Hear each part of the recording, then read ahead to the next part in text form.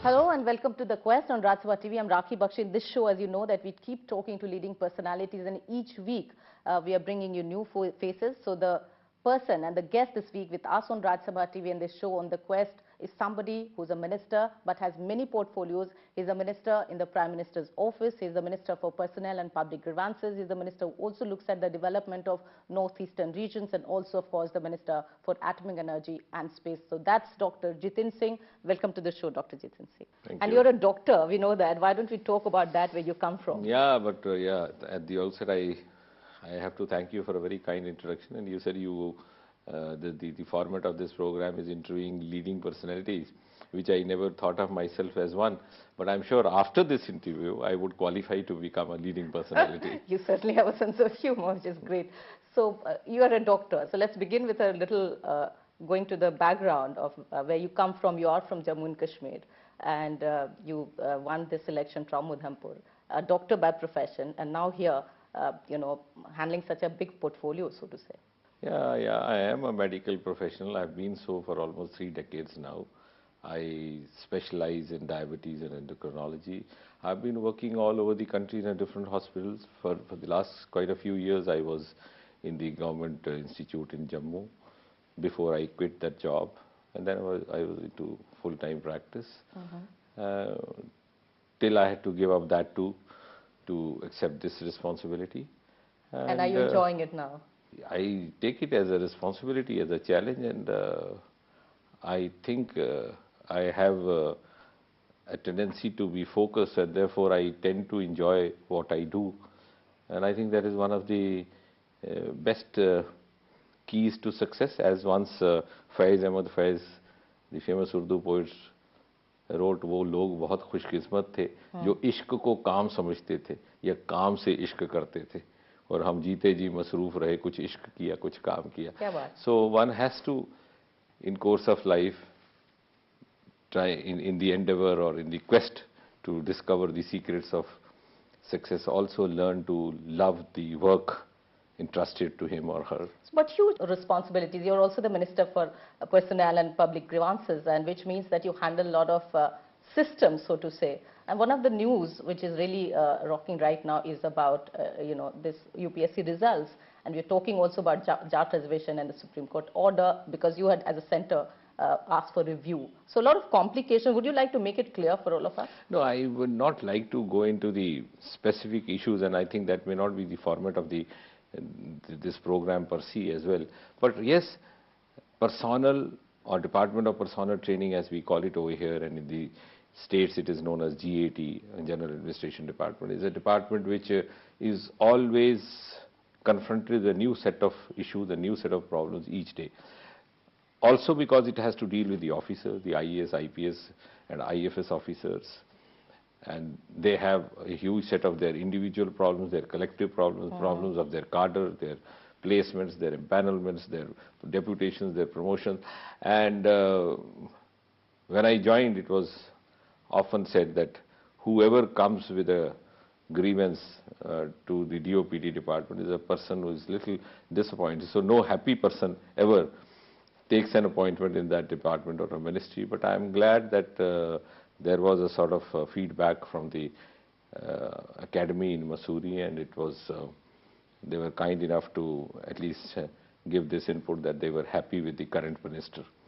So that means that to a large extent we have managed to make the personnel department a more personnel friendly, and that is my considered view, that as the Honorable Prime Minister Narendra Modi keeps saying that maximum governance with minimum government, and that's been the concept that he tried to... Do you think it's really working right now?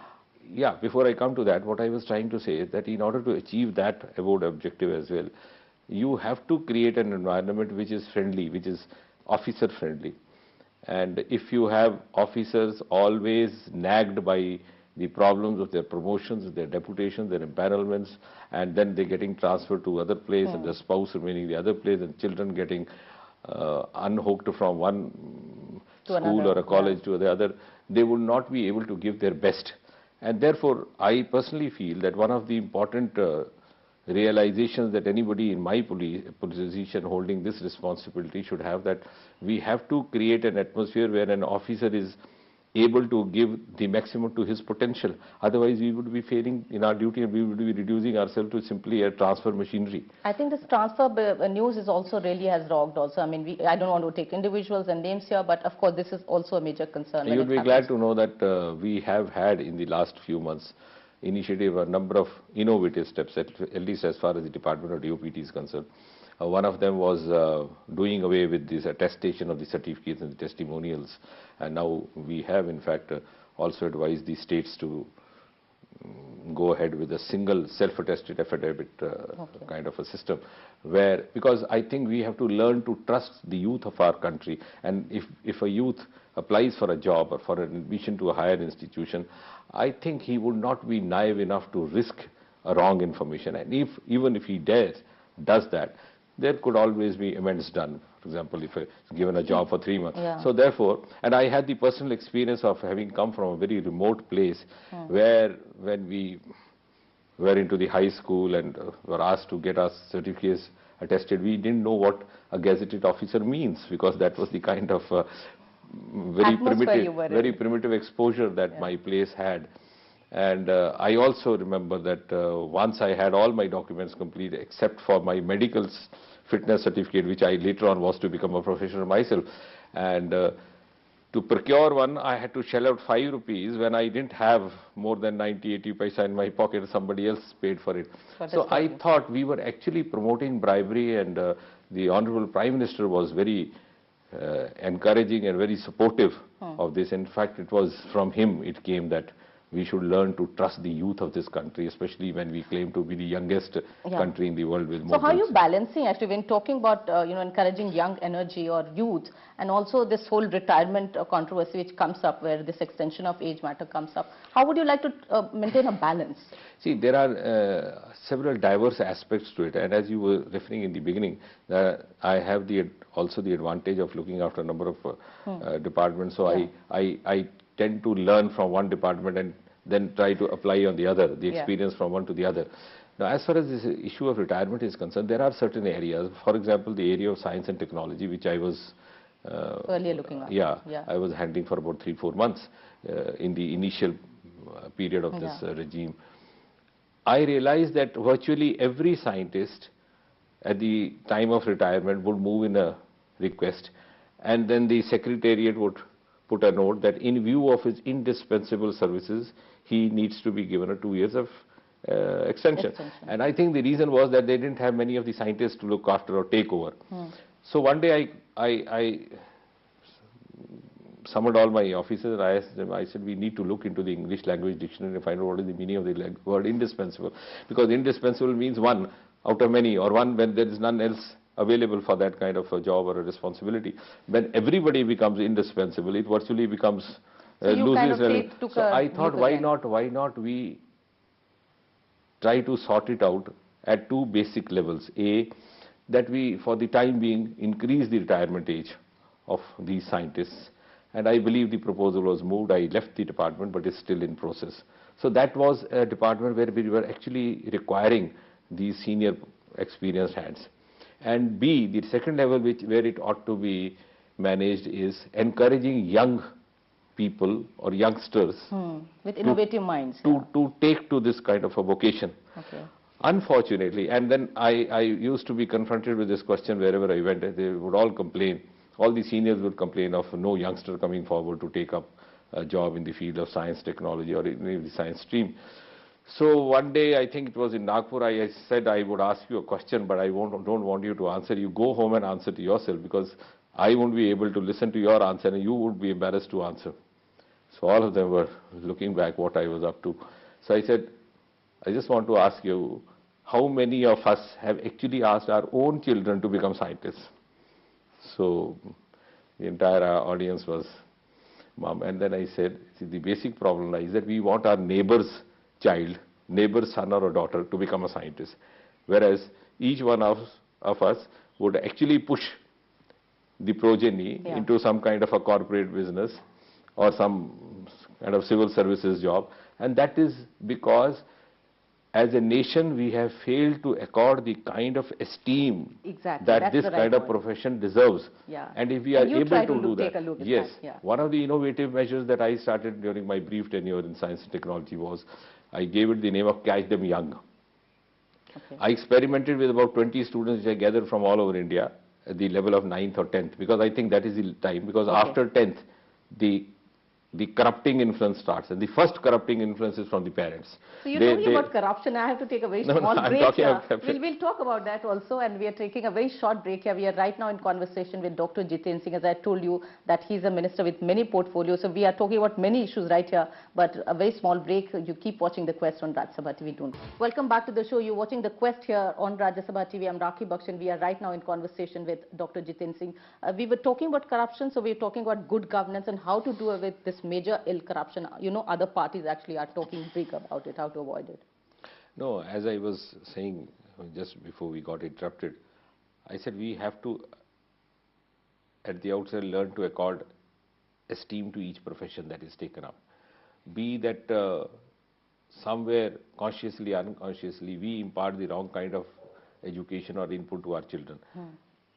And therefore, when we complain that we don't have scientists from among youngsters, and I was saying, after class 10, if we pick up these boys at their high school level and then try to channelize them depending on their aptitudes and try to own them, they would rather be of service to the nation, and they would be kept away from all these kinds of ills which come later in life.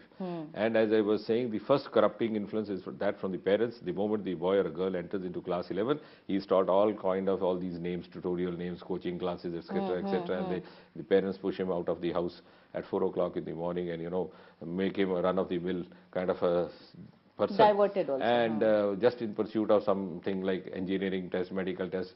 I also had an idea, and I hope somebody will do that, because I got into this responsibility to do a retrospective study, actually, because being a student of science, as to how many of these boys and girls actually succeed in doing what they have been made to do by their parents. That would be an education for the parents, because so we need to aptitude based, and then, you know, polishing the aptitude in that way. Because what's happened in a country of ours for the last 2-3 decades is that after a boy or girl passes out class 12, he's pushed into all these medical engineering streams. Those who are left out go in for civil services. Those who left out from that become researchers. Those or become good journalists like you, and those who don't make it anywhere become ministers like me. So it's been entirely topsy-turvy, but I think the scene is changing now.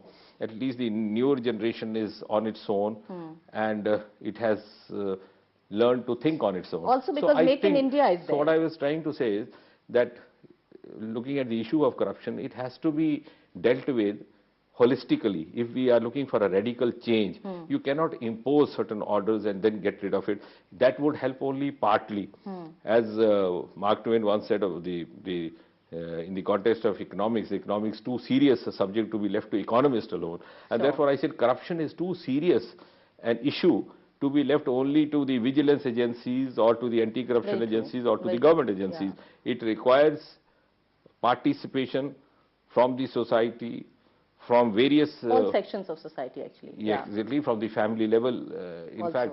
And so one thing actually you're doing in this regard as a ministry also is doing away with the, you know, lot of files which gets piled up. I mean, these small, so to say, small steps, but I think big also, of cleaning up the whole system. I think for that, the single biggest factor which has actually helped us is the Prime Minister's emphasis on this, and in two ways. A, that he is himself very science savvy. He has a very natural inherent scientific temper, and has always been talking about digitalization, and that encourages all of us to do away with or to minimize the kind of paperwork that is currently being done. B, the Swachh Abhiyan literally also helped in this. Okay. And when I started from DOPT, I started going to each and every department. I used to find huge pile of files, some of them several decades old, 30 years old, 40 years old, hardly required, but there was no place to dump them, so they were dumped in their rooms. And I must appreciate that the biggest support to this campaign also, which also helped in getting rid of these unnecessary files piling up, was from the women colleagues. Okay. I, as a medical clinician, I could succeed in convincing them that, look here, this is all pollution, and these files which you are handling they contaminate your hands, and when you go home, you feed your children with the same hand. You are actually feeding But them. has it been easy doing that? Because some of them could be very important. And would you believe that in a course of just a fortnight after this, after the Prime Minister had announced this cleanliness drive, within a fortnight we were able to get away with or get rid of as many as about 60,000 files from the Department of Personnel and Training alone. Is very much on.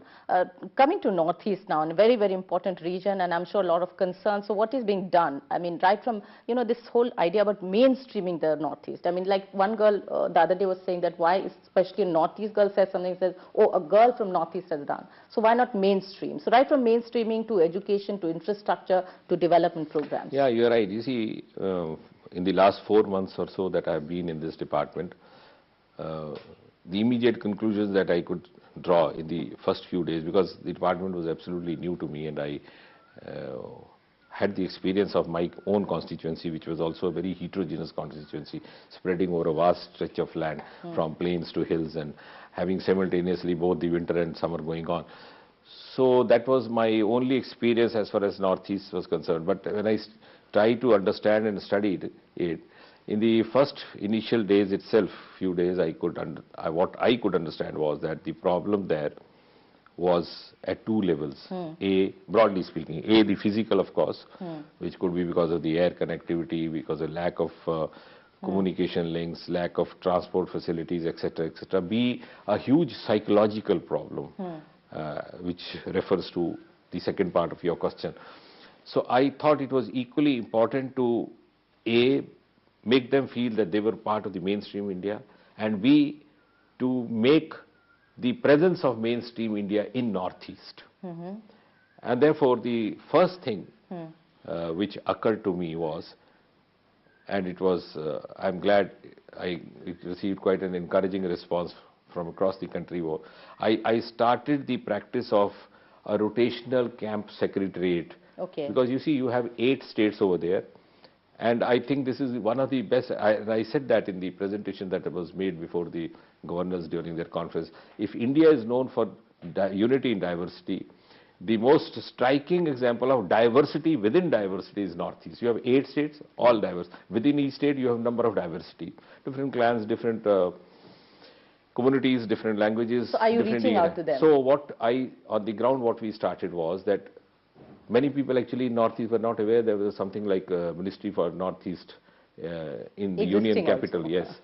And I think many in Delhi also wouldn't be aware, because this is a unique ministry. It is not based on any department per se, like Health Ministry or Planning Ministry or Finance Ministry. It deals with the region. And so we started the practice of having a secretariat located in each individual state every month by rotation. So we started out this process in January this year. We were in Manipur in January, and you're having regular meetings, followed by Arunachal Pradesh in February, now in Mizoram. So that, as I was saying in the beginning, in the answer to this question, the people in Northeast could be made to realize that for redressal of each and every grievance, they do not need to travel each time to New Delhi. The New Delhi and the donor ministry also has the capability of traveling to their doorstep. I think that's a very valid point you're saying, and I think a lot of the people and therefore, I know how you would take it. I named this practice Donor at Doorstep, which in other words abbreviates into DAD. Okay, so everybody looks up to the DAD. So DAD can travel to its children.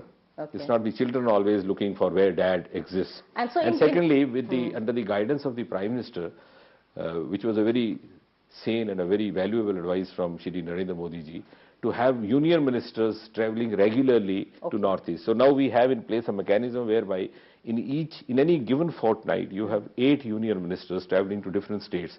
So in the process of their traveling or tour, they assess the development works related to their ministries. They also have an opportunity to interact with the people there, the representatives of the civil society, and also get the feedback from the ground. Okay, so a lot of things that you've talked about Northeast, and I'm sure a lot of people who really want to listen to all this are listening, but right now... And just to add to the other part of it, the youth part that you were talking to, I think one huge problem there which has led to a mass exodus of youth is A, lack of avenues of higher education, B, lack of avenues of vocation or employment. And therefore, we have in fact started looking at that angle. I recently had the opportunity to to organize a business summit, where we had ministers from 3 neighboring countries of Myanmar, Bhutan and Bangladesh. And I believe that if we have to act east, beyond the borders of the East India, we need to first act east, proximal to the borders. And in that way, you so could in a multi-pronged manner, in fact, you could also develop Northeast as an economic corridor for the market on the eastern side of India. So the ministry has many schemes in years to come also, I think you have. Yeah, we have a lot of plans, and I hope we would be able to implement them on the ground, because there are a lot of contradictions, and all the contradictions also need to be carried along to ensure success for all these plans. Okay, sure. Coming to Jammu and Kashmir, where you belong to, and how would you look at things happening there right now? I mean, 2 things which I would like to talk to you about. Of course, climate change, which is affecting, we are seeing the valley also, and also this whole atmosphere of governance. Atmosphere of governance. Now that you have a government there. Yeah. No, we had a government before also, but of course I get what you mean, that the party that I belong to is a part of the government.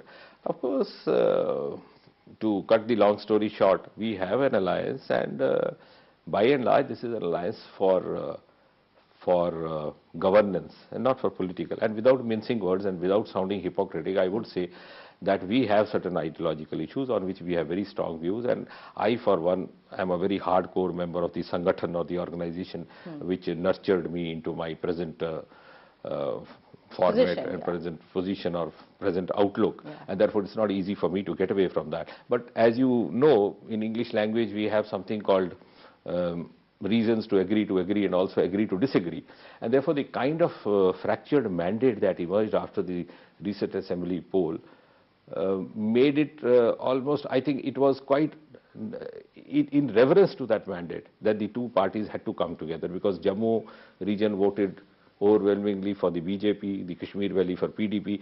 So this was a very natural, or as they put it in Hindi, the Swabhavik Gathbandhan. Had there been any other coalition, it would have been unnatural, and it would have been unrepresentative, and therefore not in reverence or in regard to the spirit of the mandate. Now that these 2 parties had emerged, naturally the responsibility laid on them to carry forward the duty of governance. I think having agreed to disagree and not to talk about the ideological issues on which both the sides have very diverse views, the 2 sides agreed to instead concentrate their energies and time on issues of a larger interest, closer to the common man. For example, the issues of development, particularly in a state like Jammu and Kashmir, where the grievance of equitable development of the 3 regions has always been a major concern. So if we are able to achieve at least that part, if not wholly, even partly, I think that would be a great success for this alliance. Would you look at a committee, or is there anything like that being talked about? They have put in place a committee with the leaders from both the parties, and I believe they are meeting quite regularly. Okay, we'll have to take another very small break right here. You're watching The Quest here on Rajya Sabha TV. We are continuously talking to Dr. Jiten Singh. Don't go away. Keep watching this episode of The Quest. Right. Welcome back to the show once again, and we are talking right now to Dr. Jiten Singh, as we said, in The Quest here, talking about atomic energy, space, and of course science technology that you really are very familiar with. We have gone to Mars now, so what a proud nation we are. How would you look at the areas that we are taking interest in? That's a very relevant question, and I hope everybody who's watching would appreciate that. And I think it is the space technology actually which has most evidently placed before the world the relevance of Prime Minister Narendra Modi's Made in India concept. If anything else, it is the best example. And as you refer to the Mars was one mission which was wholly indigenous. It was developed by indigenous infrastructure, managed by indigenous human resource. And I would just like to share with you that out of the 51 Mars missions that we have had since 1960 from various countries, as many as 50% of them proved to be a failure in the maiden attempt, or the first attempt. So it is a record mission, the Mars orbiter mission by India, which was successful in its maiden attempt and has already started sending very valuable pictures, useful inputs. What about the nuclear deal? I mean, of course, we have taken many steps there and we are moving forward. Yeah, you see, one thing you must appreciate, and particularly in a year like this is the golden jubilee year of the founding of the Atomic Energy Department. When Dr. Homi Bhabha and others started off this, they did this against heavy odds. Because nobody took India seriously, or its ability to do anything in atomic energy or nuclear energy. And here we were claiming that we could do it, and Dr. Homi Bhabha had so much of confidence in himself and his team. And B, we were also claiming that we were doing it for purely peaceful purposes. And we were doing that soon after independence, within a few years, in the aftermath of that Hiroshima Nagasaki, when the whole world was looking at us contemptuously. So having come all the way, I think it's a huge, huge success story.